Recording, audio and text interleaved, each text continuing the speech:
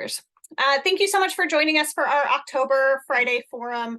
My name is Sarah Owsley. I'm the Advocacy Director at Empower Missouri. I am really excited for today's topic and really glad that so many of you have joined us or registered to join us or are going to watch us later on the recording. This is a really important topic to me. I shared a little bit about that this week in our weekly perspective, and I think some of the best folks in our state are doing really incredible work around this issue of foster care and how families interact with Children's Division around our state. So I'm really glad to have all of you join us today.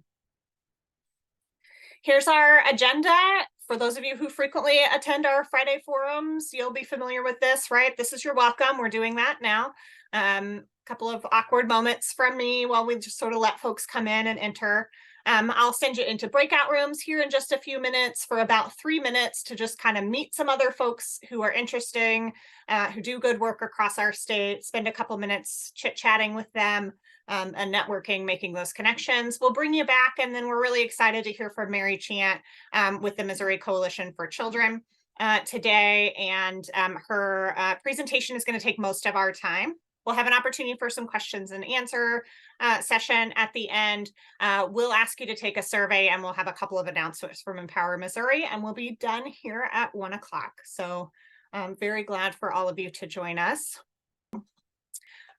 With no further waiting, I'm going to go ahead and turn it over to our friend Mary Chant, the CEO of the Missouri Coalition for Children. I'm going to stop my sharing because she's going to share her screen, so there's a little bit of a bump here while we manage that. We are really excited to have Mary join us and share her expertise and knowledge with us around this really important issue. This is something that's very important to lots of us on staff, and we're really glad to be starting to kind of lean into and figure that out for ourselves. A couple of reminders just about Zoom etiquette. If you leave your camera on, that's fantastic. That really helps Mary feel like she's not alone speaking to a bunch of black boxes. That's always nice. But if you've got connection issues or something like that, totally understandable. It is a very good idea to leave yourself muted, just as a precaution, right? Even if you're in a very quiet place, because sometimes you get a phone call and you didn't expect it, or a dog starts barking, or something happens outside, right? So it's just a good idea to leave it there on mute if you are able to do so. You can put questions in the chat box, and us on staff will keep an eye on it. We'll come back around at the end when there's space in Mary's presentation for some Q&As as well. And we are very excited to have you all join us. Mary, did you sort out how to share your screen? You're good to go? I think I'm good to go, and I'll pull it up in just a second. First of all, I want to thank you, Sarah, and the rest of Empower Missouri for inviting me today. I'm really excited to talk about an issue that is really at the heart of our work and what we're really focusing so much of our mission, energy, and all of our energy on really creating and supporting a system that better serves Missouri children and families. And we can't do that without addressing our issues in foster care. So I'm delighted to talk about that today. I want to also say thank you, Sarah, for talking about people having their cameras on when possible. I especially like to see disruptive kitties and dogs. I love it when the cat or the dog says, I don't care that you're a professional, that you have a job.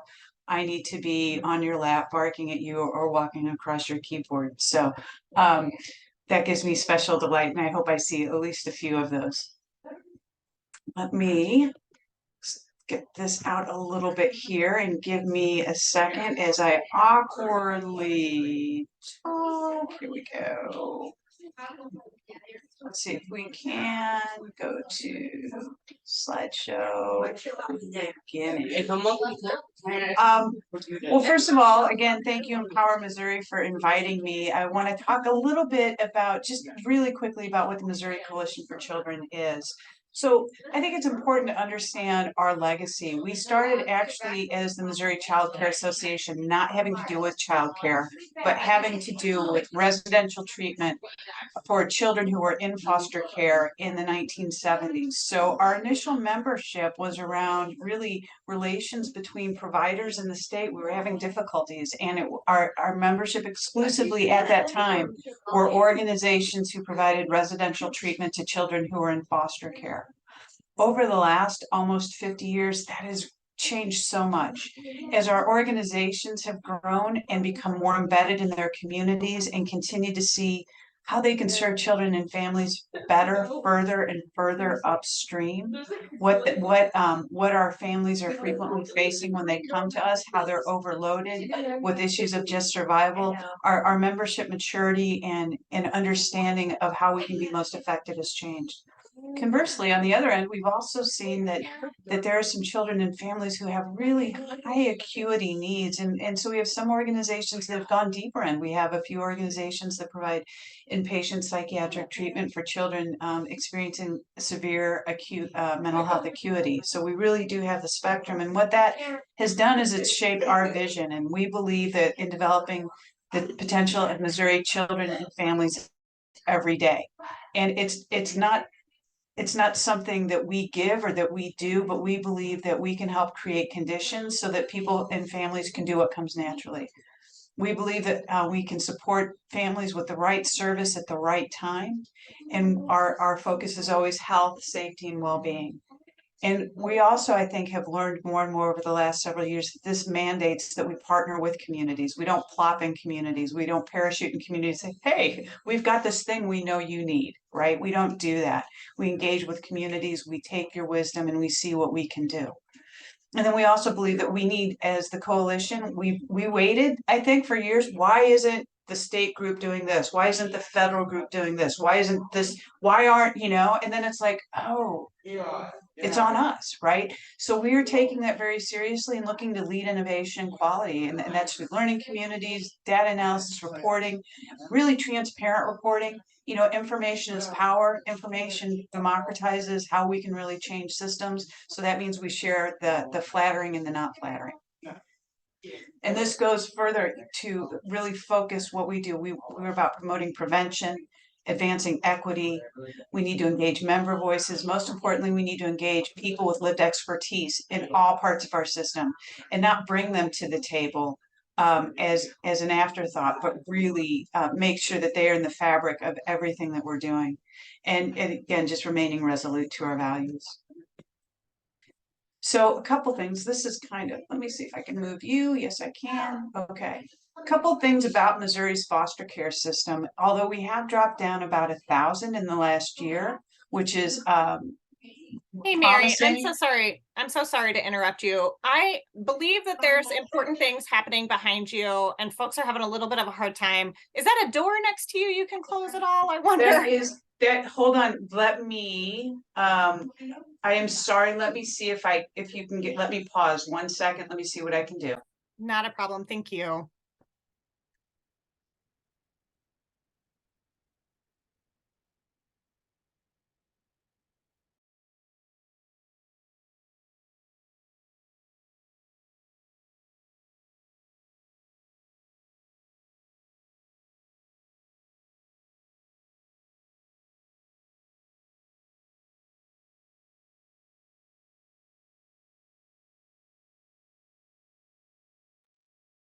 Hybrid work environments, you know how those can be sometimes. I don't work in a hybrid. I say that as if I have any. This is my office above my garage. No one else is home. Just me and the dogs. I'm just so impressed that she could just drive through her presentation with the background noise that I would. I'm sorry. Mary, I was just saying you're we're actually at a convening today, and so it's going on behind, but I think I found a quiet space. So getting into the important part of this, getting into foster care. First of all, Missouri has twice the number of children in foster care per capita as the national average, and that's even with the drop that we've experienced over the last year. And clearly, we do not have twice as many dangerous parents in Missouri as any other state. But what I think we'll see as we look through some things that Missouri's child welfare system has become the default response system for families in distress. And because it's not designed or suited for that, families who enter for reasons other than abuse or neglect actually experience more distress and conditions worsen. Also, I think is really important to note, 1 out of every 2 children who enters foster care will never return home. That's nationally, and that's borne out in the state of Missouri too.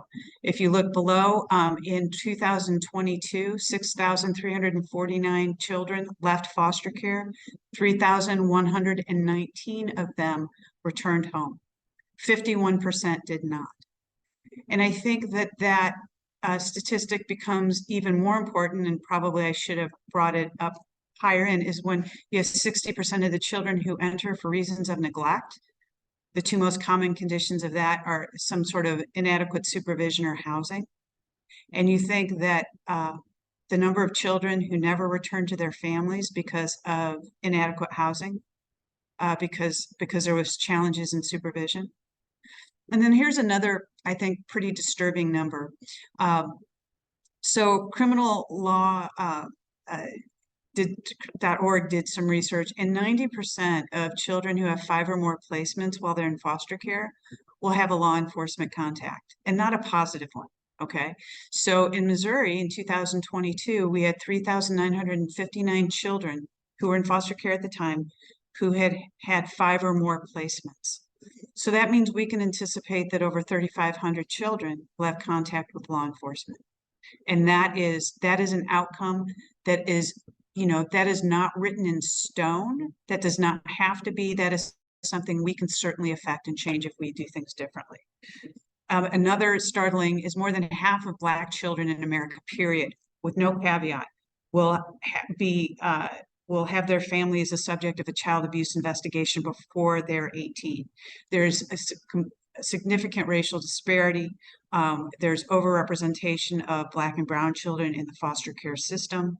And that is also in Missouri. We have about a 30%, and this is, if you look at population, and if you would expect it to be represented equally, we have about a 30% overrepresentation of African-American children in our foster care system in Missouri. And then another ridiculous number. I mean, so in 2019, one of the top 3 reasons cited for a child coming into care in every region but St. Louis City was inadequate housing. Now, people don't say, hey, I could have a 2-bedroom apartment with running water and great plumbing and heating and air conditioning, or maybe I could live in my friend's garage and get some mats on some pallets and hope that they let us in to use the bathroom during the day. People don't say, I'm going to take the garage. That does not happen. This is an issue of poverty, and this is frequently something we see when you look at 60% coming in for reasons of neglect, and you look at the number of poverty. We are conflating poverty with neglect, and poverty is not neglect. Again, you can look at the numbers coming into care, the percentage. Again, there can be some overlapping. So you could have medical neglect along with emotional abuse, so you won't come to a true 100%. But you can see the much smaller number that physical abuse and sexual abuse represent of the children who come into care. So if you're looking at 30% come in for reasons of abuse. So you're looking right now that 60 to 70 are in for reasons of neglect. If you do the math, that's about 7,800 children are in for reasons of neglect. So again, we've got some neglect categories: lack of supervision, unsafe and inadequate shelter, unsanitary living conditions. So if we look at the child care situation in Missouri, if we look at the child, I know that is present in all levels of income is a challenge, but if you look at safe and affordable child care for people who don't have the opportunity to work during the day, but they must work 2nd shift or 3rd shift, what you start to find is that we have families who have the choice between a bad decision or a bad decision. Like, there's no good decision. They don't go to work, they lose their apartment, they lose their child. They go to work, somebody hotlines them while they're at work, their child's unsupervised, they lose their child. We're not talking about I have a good decision or a bad decision. I mean, they don't have great choices in front of them. And we can police it and we can criminalize it, or we can address it. Another part, again, homelessness in Missouri. You know, housing is huge. People of all sorts of incomes cannot afford to live where they work, but this is especially volatile when you talk about these really, really low income categories. You know, homelessness was on the downturn between 2007, 2016, but it's on the rise again. And then the startling number, even though there was a decrease between 07 and 22, the number of unsheltered homeless increased. So while maybe the overall number of homeless decreased, the number of unsheltered increased, which means our services aren't keeping up or aren't pacing or just are not where the people need to be. And then right now, you know, 6,000 people are homeless in Missouri, just without housing. And housing affordability, and I know Empower Missouri is all over this, but not everybody I present to has the level of sort of the economic conditions of understanding that Empower Missouri has. But you know, 27% of renter households are extremely low income. 204,000 households in Missouri. We are short about 115,000 rental homes that are affordable for people. You can't address neglect. You can't address the causes for people coming into care unless we address the housing. And I want to get into another thing about those who are coming into foster care. So you know, we've got a lot of programs and services that are mandated once parents enter, you know, once parents' children enter the foster care system: mandatory drug testing, court-ordered, you know, treatment, court-ordered psych evals, many things. But we haven't addressed the accessibility. One, you know, there is no higher prevalence of substance use disorders in low income or in high income. There's no higher prevalence of substance use disorders of those in the population that we're serving. But what the difference is the accessibility of services is not there for those who are low income. If I was in the bag today, if I was strung out, I would have relatives who would come in because they have paid leave. They would ship me to treatment because I have paid leave, I have insurance, and they have enough leave. They would be able to take care of my children, and I would be able to see my children while I was in treatment, and the no child abuse hotline would ever be made. It's not because, so the hotlines, it's not neglect, it's resources. Those types of accessibility, try to get, so you're going to have a single parent go to substance use treatment. Where's their child going to go while they do that? We don't have enough treatment. We've got Mary Queen of Peace, we've got a few others, but we don't have enough treatment resources where the children can be with the family. We don't have mental health resources that are available after hours. If I lose my job to go to a mandated counseling appointment, I will still not get my children back, right? There's a difference between accessible and available. And we may have services available, but they are not accessible for reasons of cultural competency, transportation, childcare, a series of reasons. And if we really want to help families stay safely together and thrive, we need to address some of those. Here's some other mental health. These are just some numbers on impact of mental health across the board. And then we've heard a lot of discussion around ACEs over the years, adverse childhood experiences. And there's something that came out 6-7 years ago called a pair of ACEs. So if you look at the screen in front of you, you have maternal depression, emotional, sexual abuse, all of those individual factors. But what you see below are those things that are feeding them, right? We tend to respond to the individual response, but we are also still growing that. We are growing those responses because of poverty, discrimination, community disruption, housing, violence, all of those things that are happening, all of those root causes are feeding that tree. And what we have an opportunity as a system, if we really want to work upstream, is to address those adverse community environments.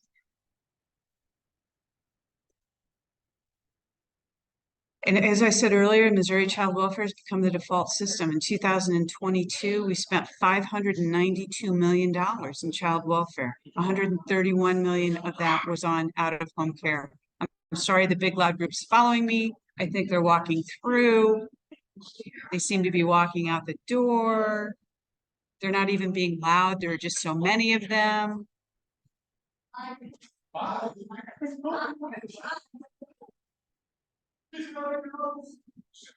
We'll just try. We'll just try to muscle through. So what we believed when we started Connected Communities was that families belong together, that poverty should not be a reason to separate families, and that all children and families have strengths.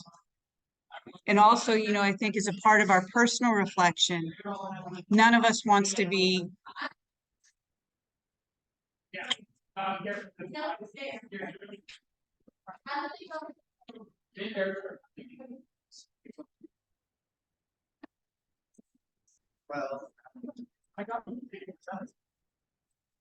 none of us wants to be defined by our worst moment, right? I certainly would not want lifetime decisions made about my children or me based on my worst moment in time.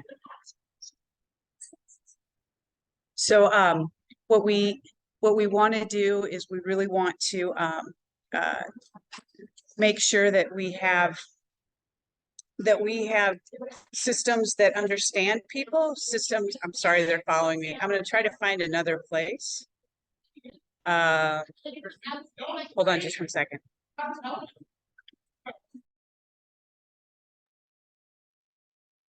All the fun barriers of working with humans, which can sometimes be messy.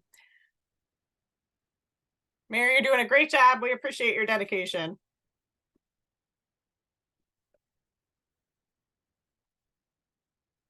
I should have prepared trivia or some sort of song or dance.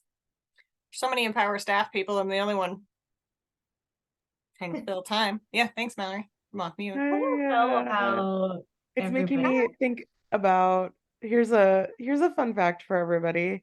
So when we moved out of our office last year, speaking of songs and dances, we found that at the Empower Missouri Summit, they used to have song sheets and sing songs together at the summit. So we'll think about doing that if you're all planning to come to our summit, which I'm sure Sarah's going to pitch to you at the end.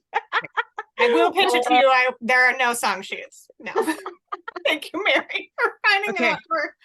All right, here we are. I really am sorry. But anyway, so all children and families have strengths. We don't want to be defined by our worst moment in time, right? And so we need to have systems that support children and that support families. And really, you know, we don't need special services. We don't need special things. We need to look at what I have and what we have in order to help our own families thrive. And how do we make those available for everybody? So our approach, you know, we talked about connected communities, thriving families. And so what we've been doing is addressing things from both a system-wide approach. So we have a statewide champions group. We call them barrier busters. So they're kind of a group of usual suspects, if you will, department heads, legislators, policy leaders, but also parents and youth with lived expertise. So that's our statewide champions group. We also have a statewide parents group with lived expertise that is looking at things from, again, that same lens from their experience. What could we do differently? How could we engage differently to better serve families? And then, of course, our Youth Congress, which it consists of both youth who are in the foster care system, have been in the foster care system, or who have been in families who have been at risk of engaging with the foster care system. And while those groups are also members of our main committee, we wanted them to have separate as well for a couple of reasons. One, no one or two people should have to represent everybody, right? That's not fair. But also, more importantly, we're working with the statewide, the parent ambassador and the Youth Congress in a way to help equip them to tell their own stories. So we don't want what they're saying necessarily filtered through this larger group, because it can get kind of watered down. And so what we're doing is we're coaching and equipping so that they can approach directly policymakers, leaders, and make sure that it's kind of that unwatered down version. Because as much as we want to change, I'm a product of my environment, and my best way to make sure that what happens is that we give people the tools so that they can communicate directly, because certainly they know their story. And then the second really, really important part of what we're doing is around community engagement. We've engaged in St. Louis, Kansas City, and Springfield so far. We're going to go into Northeast and Southeast next year. We are still kind of refining where exactly we're going to start. And we're engaging those communities to define what their priorities are and how they can mobilize to better support families staying safely together in their communities. And we anticipate that it will look very differently. In one community, we might have a couple adjoining zip codes. In another community, it might be a school district. In another community, it might be a full county. We're not trying to create a program. We're trying to create an approach. We're not trying to fix a broken system. We're not trying to improve something that's broken. We're trying to really develop a different approach. So what does this mean? It means we co-design solutions with communities. We go into communities, we bring them data, we show them what we know, we listen to what they say works, we listen to what they say their priorities and their values are and what they've seen work, and then we try to support them by starting to align those policies and those resources. And then we engage supports to these overloaded families, right? We really believe that's such a part of it. And it's interesting. It's like, you know, we talk a lot about prevention. I don't feed my children to prevent hunger. I feed my children so that they have, well, one, you know, because they'll yell at me if I don't, but I feed my children because I want them, you know, to be energized, to be healthy, to, you know, have what they need to go about their day, to grow, right? But because I do that, they're not hungry. So yeah, it prevents hunger, but that's not why I feed them. So we're even kind of reconsidering, we're using the word prevention because everybody knows what that means, but we're even kind of reconsidering the utility of that as a word, because really what we're wanting is to help support communities. And if we do that, absolutely, we will reduce the number of children who come into foster care. But more importantly, we're going to help tens, maybe hundreds of thousands other Missouri families help get the supports they need to thrive in their communities. Children who would never come to the attention of the foster care system for whatever reason. And so again, the bottom one is removing barriers to access services. We have services and we have, you know, our system is really built sort of along individual deficits. And we've not really looked, I think, as thoroughly and honestly at our system deficits as we need to. And that is really what we're working towards now. Again, I think I accidentally went backwards, did not mean to. Okay, where are we at? We've got our statewide champions group. We're finishing our first year with them. We've got our parent ambassadors, our youth congress I already talked about. I talked about our communities. Another thing that we're doing is there is Missouri, although we have a memo and it is allowed, Missouri does not really have an active 4E funding of legal representation for parents. Right now, a judge has the ability to say whether or not they think legal representation is necessary for a parent to have a full and fair hearing. If that judge decides it's not, that parent may or may not be able to get counsel. We believe that that everybody deserves the right to have representation, and that should, you know, you could watch me set a building on, all of you could just be sitting right here watching me set a building on fire. And I would have guaranteed legal representation even if I didn't have money. But you may have the ability to remove my children from my life for the rest of their lives as children, and I don't have that same guarantee. That's what we want to work towards. That's allowed through foster care 4E funding. There's a memo in Missouri. We're just trying to really support that getting built out so that all parents have legal representation. I had a gentleman who is a father, and he said, and he had at one point done some serious prison time. And he said, you know what?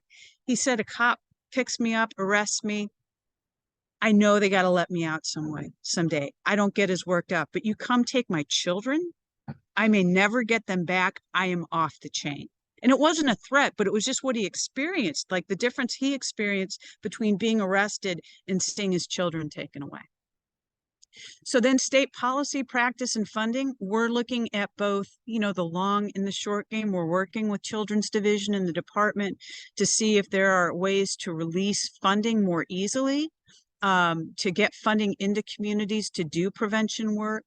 We're looking into family connection centers, which would be ability to resource. And I know that we've got some of these in various ways in Missouri, but providing those supports that we've seen really make a difference in the number of children being reduced coming into care in other states.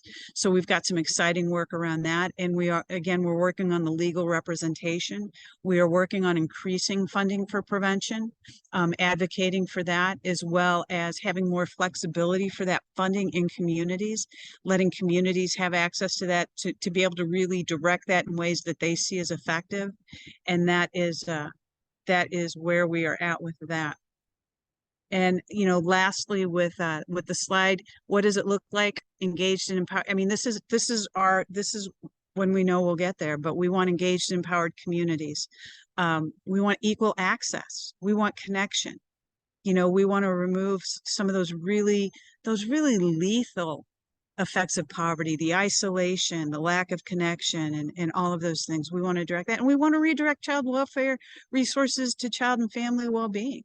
And we don't mean right now. I mean, it's not like we want we want to build out new, but right now we have 12,700 children in care. We have 5,000 foster homes. We're not going to bridge that gap. The answer is not more foster homes, or it's not 7,000 more foster homes. The answer is supports inside families, supports helping, you know, let's remove the danger, not the child. Let's look at what's going on. Let's be creative. We are investing a lot of people and a lot of money into a system that is not serving the way we hoped it would. And we can redirect a lot of these and do things very differently. And then we want an equitable and inclusive system of care. This is not bagging on, I should have said this at the beginning. This is not bagging on Children's Division. You get all comers, right? You are not like other systems in Missouri that can say, no, we're not going to take that child in juvenile justice. No, we don't have a waiver for that child in DMH. You can't say no. And child welfare has really become the default system for so many things that are not child welfare. And so it's not fair that the Children's Division or even DSS be the only organization that's involved in helping reposition this. They need our help. We want to make sure we don't want children we don't want children who are unsafe in the home to stay in the home. We want Children's Division to be able to focus their resources, focus what they're doing on those families. And we want to serve those children and families who aren't in that situation in a more humane, community-based, community-led, family-led way. So I'm going to see if I can go back inside now. Mary, thank you so much. That was such a great presentation. I have so very many thoughts. I'm sure there are lots of other questions as well from the group here. If you'd like to put questions in the chat box, I can ask them of Mary. If you'd like to come off mute, now's a good opportunity and ask her there in your own voice with your own words. I really liked your note there, Mary, right? That like the point isn't to leave kids in unsafe environments, right?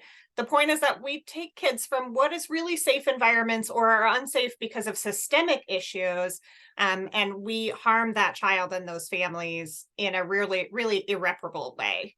And I imagine that there is data that show that like actually then more kids get left in really unsafe situations or unsafe dynamics because so many foster care resources are diverted to really dealing with these systemic issues of poverty instead of the unhealthy family dynamics that might exist in other households. Well, the St. Louis region has a 6,000 backlog in investigations. Yeah. I would have to think at least some of those would be at risk, just statistically speaking. Yeah. Yeah, their system is overwrought. And I think I don't think we're going to be able to staff up the response system within the Children's Division to meet the need we have. I don't think, I mean, I know they're building staff. I know they're hiring prevention positions. They're doing a lot of work. I don't mean that, but I don't think we're going to be able to staff to scale to meet the need with the way we're addressing it here. Yeah, there's not a lot of options, right? We could train folks differently, but I have to imagine that the way that the laws are written, there's still not a lot of flexibility even for, you know, determination within Children's Division. Well, I think, you know, that's a really great point. We have a lot of mandated reporter laws, Mhm. and I know just from talking with colleagues and friends that there's a lot of pressure. There's fear that if I don't, even if I think, you know what, I don't think this is abuse, but I'm afraid I'll get in trouble if I don't report it. Right. And and so we have situations in which you have a child who may smell like urine getting hotlined. Well, I'm not saying that's okay, but maybe there's a way to, you know, maybe the fact that the parent still got the child to school that day, even smelling like urine, is like something that says the parent's trying, and maybe we can help, I don't know, get the parents some access to clean clothes or laundry. I mean, there are other things that we can do, but I do think there has been, and this again, this is not, I am not talking about abuse. I'm talking about these things where, you know, you clearly have conditions where a family's feeling overwhelmed, overloaded. Maybe we could support them instead of report them. Like, how could we intervene? How can we really do that? But our system is really kind of set on a track where it's hotline first, ask questions later. And the problem is that that starts a level of engagement. And the other issue is, you know, it's the hotline frequently that is the trigger for prevention services.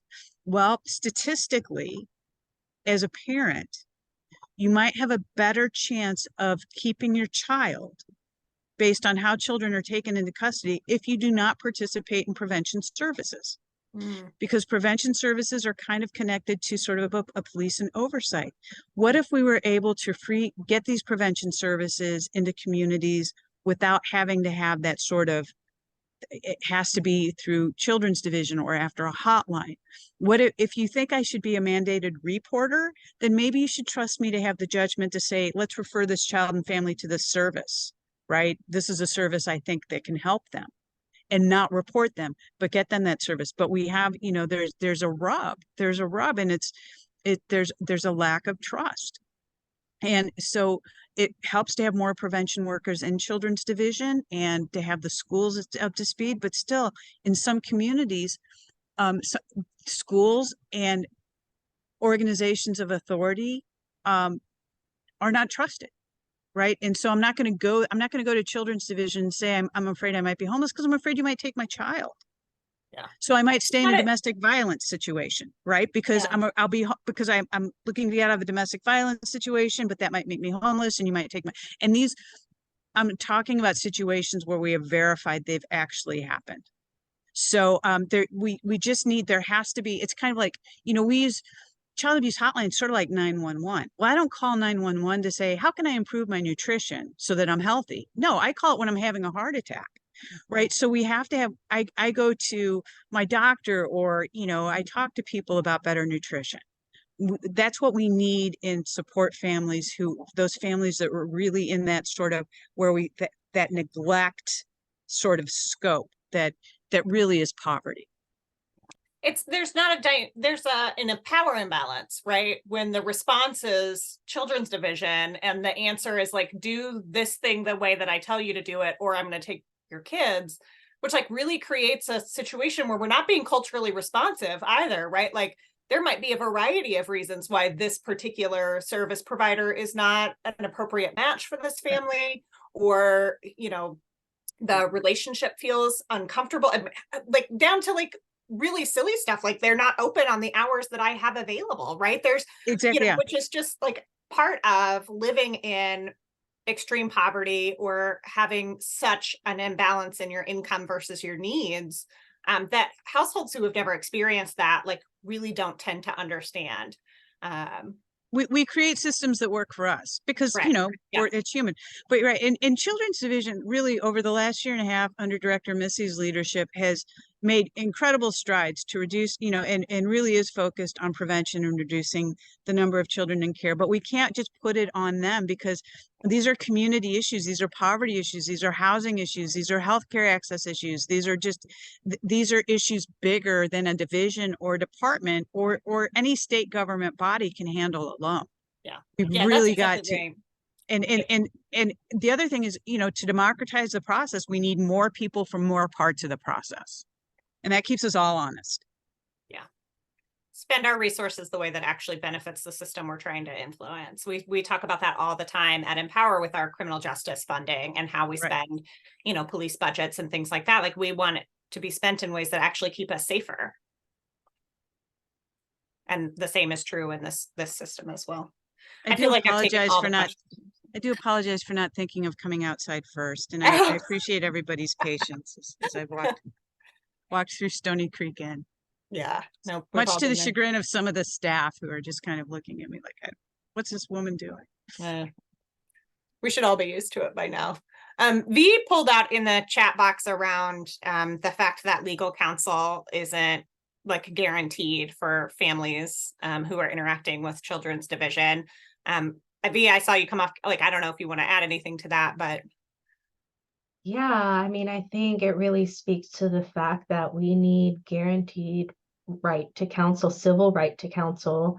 You know, there are so many ways that families are under pressure of, like, you know, losing housing that could lead to losing their kids. Exactly.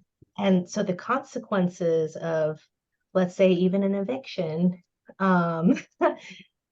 can be as severe as you know, a criminal sort of case, even though but there's a huge difference in that you're not guaranteed that right to counsel, and the ramifications can be just as bad.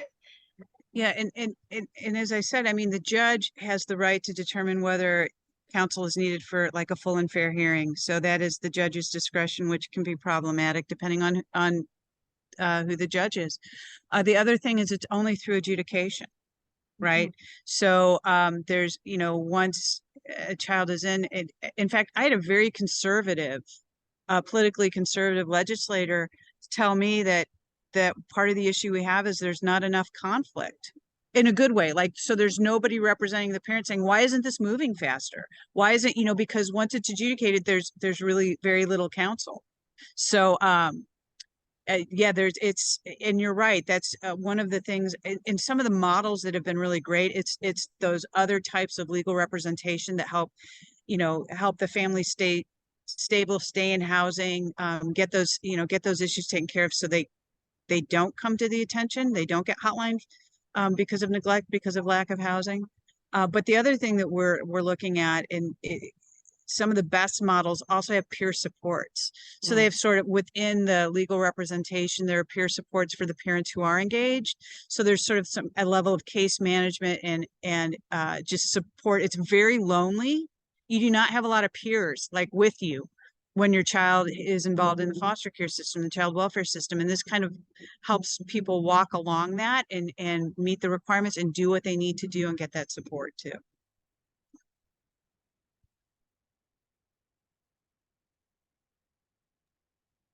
The idea that any person could manage any court system in any way without representation is just always flabbergasting to me as a person who has not had lots of interaction, right?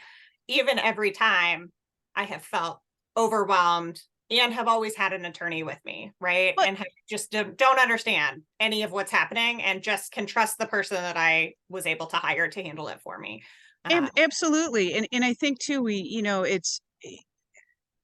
people say, well, you know, if you've abused your child, you know, why do you get legal representation? Well, I think the judge, whoever the judge is, has the ability to take in all the information. Just because somebody who has an accusation against them has legal representation, it doesn't mean the judge won't be able to determine, you know, it's just more information, it's more equity in the system, it's more advocacy.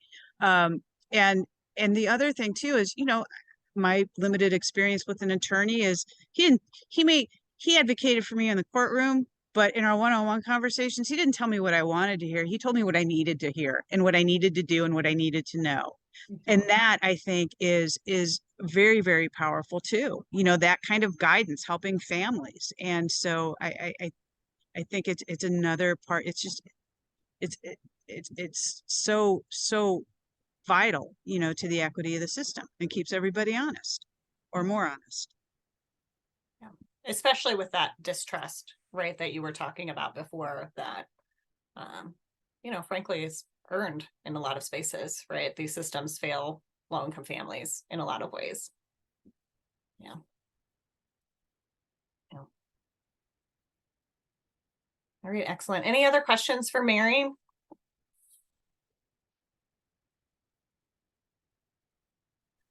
This is Daryl Missy. I'm the director of Children's Division. I just want to say I agree with every single word that Mary Chant said. So there you go. Excellent. Thanks, Daryl. Me too. I'm nothing. I mean, no, nothing bad. No, please, I can't really see stuff in the chat. Sarah has my information. I'll be getting my PowerPoint out to everybody, or to Sarah, and it'll get out to everybody. And, you all are working in communities and know more than we do. And we're relying on you to drive us your priorities, your ideas, your challenges, your barriers. That is what's informing what we're doing. And certainly we don't have all the answers. I think one of the things we had to get really comfortable with right away in doing this work, is saying, I don't know, and I'm sorry. Because we did something wrong or didn't include somebody, right? So there's, you said about expert, like there are things I know a lot about our present system, but where we're trying to go, this is new and I don't know. And so we need all of you. And so please, please, please reach out to me with any sort of ideas, thoughts, concerns, whether you like what I said or not. Especially if you don't like stuff I said, I need to talk with you. I need to hear from you. Thank you, Mary. We will absolutely send out a recording of today's slideshow, some of the resources, and Mary has some extra resources as well. You can watch for that email early next week from us. And we are continuing to kind of dig into where is a place for Empower Missouri in this conversation. Where can we best support families and workers and the folks who are impacted by this system while sticking to our anti-poverty mission here at Empower. So we will continue to work on that. I wrote a weekly perspective this week ahead of this forum around foster care and poverty. I linked it there in the chat box. You can find it on our website. You can join one of our Empower Missouri coalitions. Absolutely, all three of these coalitions interact with the foster care system, right? Affordable housing, as we heard, food security, which we also talked a little bit about, but there are lots of ways that families who struggle to meet their nutrition needs interact with the Children's Division system, and Community Justice, our criminal legal reform coalition. All three of the meeting times for those are here, and you can you can find out more and sign up to join them at empowermissouri.org. You can also hop on and grab our newsletter, find out about more upcoming events. We, as you heard Mallory talk about, we do have our 2023 Anti-Poverty Advocate Summit coming up November 6th and 7th in Columbia. No song sheets as of yet. Anyway, I guess it's not too late. We could add it if we wanted. Probably won't be me, so someone on staff could get very excited. There's no promises, but we will have some really great presentations, really talking about a variety of anti-poverty topics. We have two phenomenal keynotes and a great lunch presentation where we're going to cover criminal legal reform, DEIB within education, employment, government systems, and talking about early childhood education and the connection to wages, long-term earning potential for those kiddos, all sorts of great outcomes that we want by supporting kids in their early childhood education needs. Looks like Amber just put the link in the chat box to purchase tickets for the summit. We would love to see you there.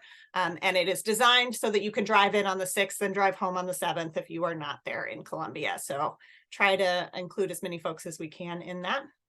The survey link has been dropped a couple of times in the chat box. We would really appreciate it if you could spend just a few minutes filling that survey out. It really will take less than 2 minutes. We just really appreciate hearing your thoughts and intentions as a result of today's presentation. And that's all I have for you. We've got a couple of extra minutes. I'm going to hang out here if you have any more questions or to continue the conversation in the next few minutes. Thank you all so much for joining us.